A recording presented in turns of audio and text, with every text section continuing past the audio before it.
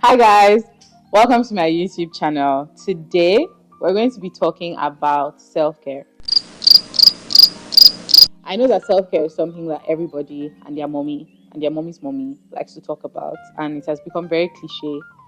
But I've been thinking about it from a different perspective, and that's the perspective of self-care as a tool for survival, or like a lifeline for survival, if you will. And I know that that sounds very overkill and dramatic and extra, and I am all those things, but hear me out. Life is very hard. You know it, I know it, we all know it. And adulthood is a lot. And we're always dealing with things like burnout and overwhelm and all of these things. And I think that self-care can be such an amazing tool to regulate and ensure that you're balanced and just surviving life, if you will. I like to think of it from the perspective of, other life things. So ship, for example, not ship the animal, but ships like the thing for traveling on water. They have anchors, they have sails, they have all these mechanisms that ensure that they're sailing as they should, docking when they need to, protecting them from the winds and all of those things. And if you want to think of turbulence and waves and the winds as the things that we go through in life and with adulthood and basically just aliving on this earth in this present day, then you need your anchor and you need your, I don't know what they call the thing, is it propeller? I don't know. It's the thing that makes them to float. And also the sails that, the winds and all of that. I think self-care can be like that for a lot of us. And I know that most times when we think of self-care, we're thinking luxury.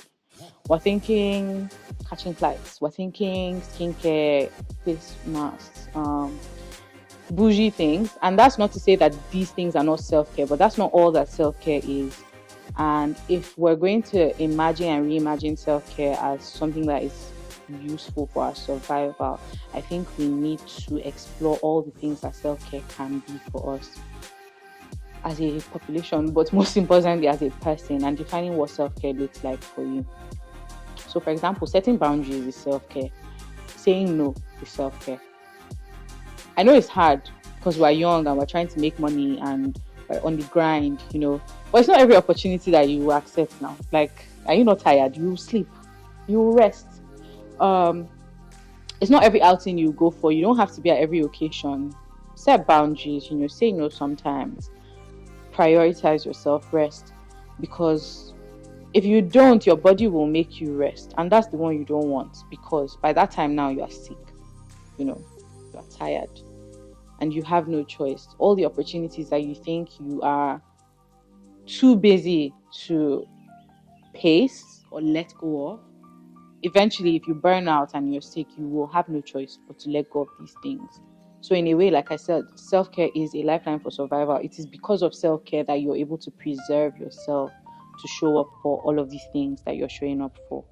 Self-care ultimately is about listening to your body and your mind and prioritizing what your body and your mind is telling you.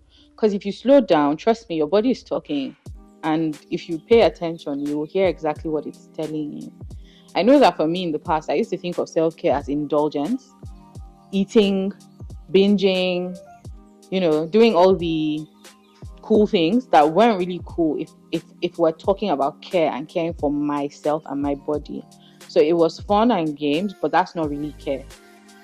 But listening to your body is knowing your hunger cues, knowing when to stop, knowing when to rest, knowing when to shut down, when to take a break, when to breathe. And I think that we can break self-care into some particular aspects: rest, nourishment, protection. For rest, are you listening to your body when it says it's tired and it needs to stop? Taking breaks, pacing yourself, sleeping. You should allow your body to rest. In terms of nourishment, are you feeding your body what it needs to be eating? And ensuring that you're keeping your body healthy.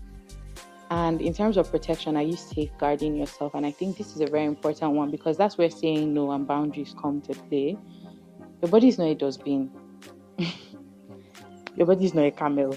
It's not a horse. you will listen to your body, you will rest, you will nourish it, and you will most importantly protect it. Because ultimately it is for your own good and for your own survival, and future you will thank you for taking these steps. So if rest looks like taking the vacations, if your pocket allows you, then do it.